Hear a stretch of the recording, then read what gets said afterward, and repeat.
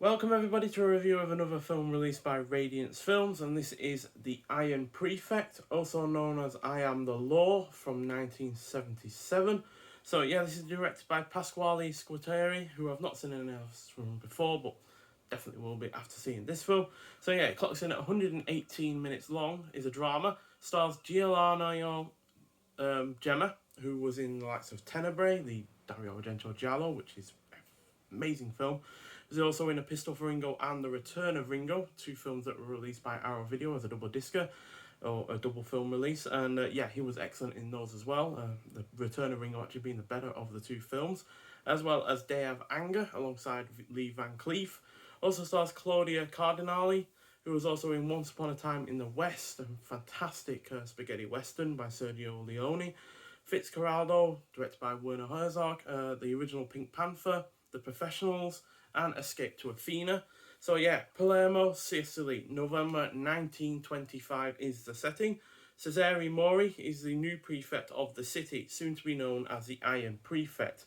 Begins a ruthless war against the mafia, a sinister organisation that has subjugated the island for centuries, something that the dictator Benito Mussolini and the fascist authorities can no longer allow. So yeah, coming into this, I didn't know that this is based on events that actually took place, but regardless of whether the events depicted are 100% true to life, this is still an excellent effort that criticises the fascist regime of Italy during the 1920s in an effective manner.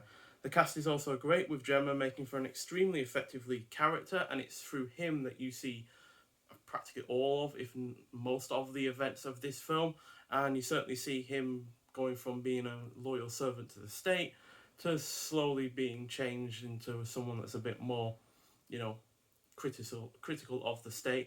And even throughout the film, you hear a few times that he has arrested fascists before, as well as, Bolsheviks and normal criminals and the like. So he's not someone that's on anyone's side really, but obviously he is still a tool of the state. But you slowly see him become more and more critical of being a tool for the state.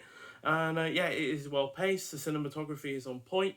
The score by Ennio Morricone is excellent. Rest in peace. Plot is engrossing. The production is solid, and there is some decent action as well. So yeah, the release itself is excellent, and I really like the front cover on it. Although he only uses that shotgun the once, by the way, although in a really rather spectacular way regardless. And then that is the rear. So yeah, as you can see, it's got the alternative title I Am the Law on the bottom there, with the two leads on the top and Gemma in the middle. So yeah, this is at a 2K restoration of the film from the original negative. So yeah, not only does the cinematography look even better, but yeah, the film overall looks excellent. And yeah, Radiance Films have done a really bang up job with it.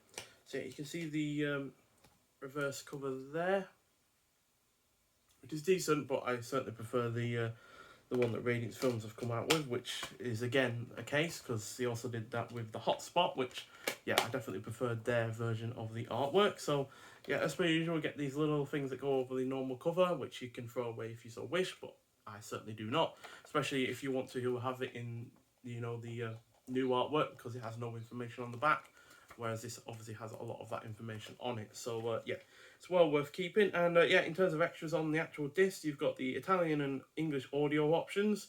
I only watched it in Italian. I prefer to watch Italian films in Italian more often than not, although I do obviously sometimes watch them in English. It's got interviews with the director and star Gemma. It's got new interview with Squateri biographer Domenico Monetti.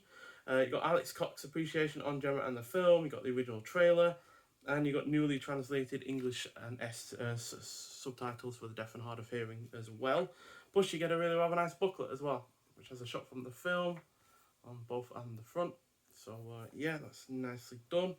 And yeah, you get the cast and the crew, and you get shots from the film as well, as you can see.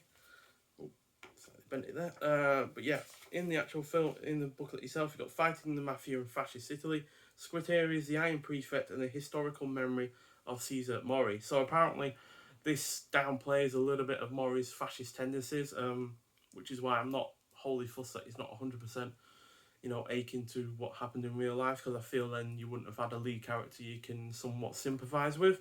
Obviously, he does stuff that isn't particularly well likeable or anything like that, but he definitely is a more likeable character than if he had been 100% true to life, and then if he had been, the film would have been a lot worse for it. But yeah, still. And then you got Brigande and the Mafia by the Rome correspondent of the time from the Guardian London newspaper on the 25th of March 1926. So you've got a really old archival bit of writing there, which is really rather nice. And then you got the transfer notes, like I said, 2K restoration, release credits, acknowledgements, and special thanks. So this is an excellent film overall. To be honest, it's probably second favourite, maybe first. The only two that I can think of off the top of my head that I like as much as are not Miami Blue, sorry, The Man on the Roof and The Working Class Goes to Heaven.